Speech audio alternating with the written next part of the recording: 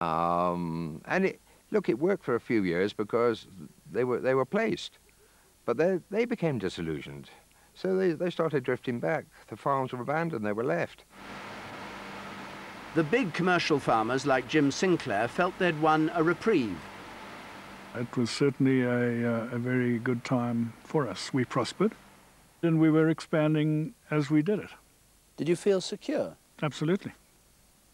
We realized that although the European farmers were greedy, arrogant, and stubborn, they had something that we didn't want to lose as a country for our economy to move forward. But the land issue festered in the minds of blacks. If the best land remained in white hands, what had the war been for? In the early 90s, the government began talking of compulsory purchase. But it was all rhetoric. Nothing happened. That's what the war was all about. It was about land. Once there's been a delay, then obviously you expect the people to lose patience and think it's best to take things into their own hands. It's a failure of the government, really. In a way, yes, one should admit it's a failure of the government to have got it sorted out. We did not plan in time for it. The war veterans who'd fought in the liberation struggle were growing disillusioned. They could see no sign of the fruits of victory being shared with them. What rankled most was that under the Constitution, the pensions of their old enemies in the Rhodesian army were protected, while they got nothing.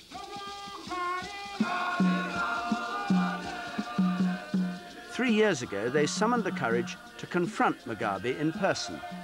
It was an uncomfortable meeting for the president.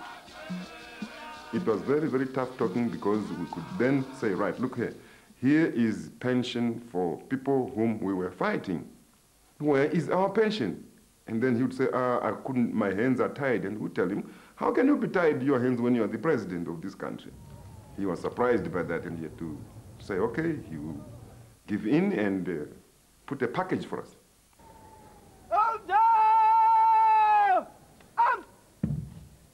The war veterans now demanded that Mugabe honor their war aims by starting serious land reform. The president drew up a list of white farms which would be taken with only minor compensation. If the whites wanted to be paid, Mugabe said, they should look to Britain, not to the new Zimbabwe. When the farm owners blocked his plan in the courts, the pressure on him intensified. At each of the ZANU-PF annual conferences, land issue was the most heated debate all the time from 1996, 7, 8, 9. For 4 consecutive years, the government and the party leadership had it difficult to explain at party level why the land was not there and why people were not being settled. Mugabe's popularity was waning. He held a referendum to allow him to take land without compensation, but the voters ignored the issue and treated the poll as a vote of confidence in his government. Mugabe's defeat encouraged the new opposition party, the MDC, to think they had him on the run. At first, Mugabe took the result in his stride. Good evening, fellow Zimbabweans. Government accepts the result and respects the will of the people. It was the first time this government had lost anything politically. It was the first political defeat. It gave people a psychological boost that yes, it can be done. The war veterans saw things differently. Without the change in the Constitution, they realized the land issue might die once more. Taking the law into their own hands, they invaded a farm without permission. It wasn't white-owned, it belonged to the government, and seemed to be an act of protest against Mugabe. People in Masvingo decided to invade the government farm. That was a unilateral decision which was not instigated by ZANU-PF directly to say, comrades, ex-combatants, go and invade the farms. Nobody did that. The war veterans actually invaded the farm independent of ZANU-PF.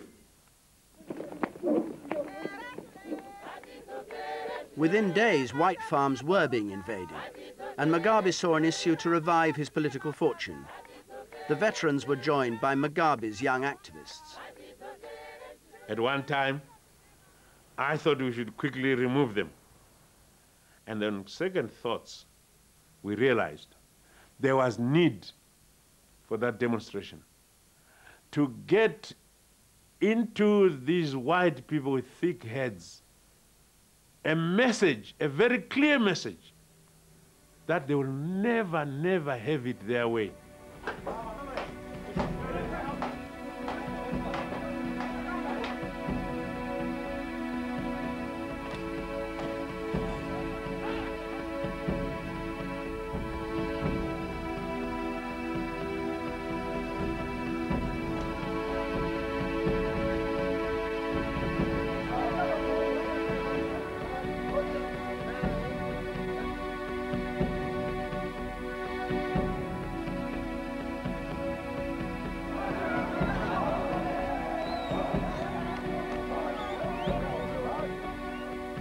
Said, I'm not going to kill you.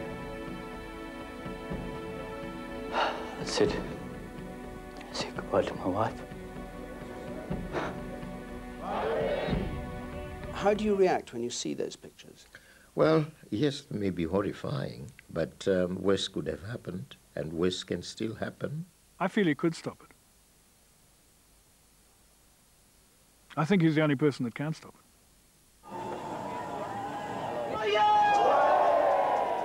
The papers in Britain all expected me to order the war veterans out. I said I will not do that at all. Their cause is my cause, and that's what I fought for. That's what I suffered for when I went to prison and when I spent all those days in exile leading the struggle. It was mainly to get our land back, and this is precisely what the war veterans are doing. And so I mustn't be seen as negating myself. Even if it means ignoring the law of the land and the rulings of the... The law of the land must also work for moral justice. If I leave the people on the land and then get time to bring about law and order, then to me it's a far better proposition, it's a far better approach than one which will pit the forces against the masses of people now occupying the land, and there would be greater death, greater bloodshed. So this is just the little law of trespass. Elsewhere, those who commit murders are being arrested, those who commit robberies are being arrested, assaults and other crimes are being taken care of, and there is greater law and order. It is only in the little area of trespass on the farms, where, in fact, there has been injustice all along by the farmers. And if they suffer this little, shall I say, inconvenience of their land being occupied, and then they suffer that little inconvenience, as against the inconvenience that we have suffered as a people for decades. Every time a farm was invaded, it wasn't just a white farmer who suffered inconvenience. 100 of his black workers were put out of jobs. Sometimes their huts torched.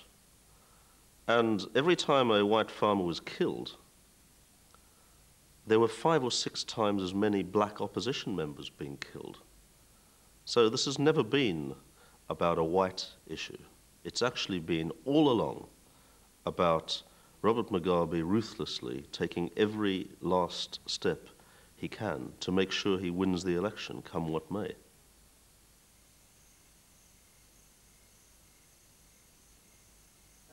"9 years after Zimbabwe's independence had been thrashed out at Lancaster House, Margaret Thatcher came to inspect her handiwork. It was a high point of Mugabe's relationship with Britain. Yes, yes. They're very good-looking kids. My dominant impression is of Mugabe almost beside himself with excitement that she had finally come, literally hopping from foot to foot with the pleasure of it all. The flag of Zimbabwe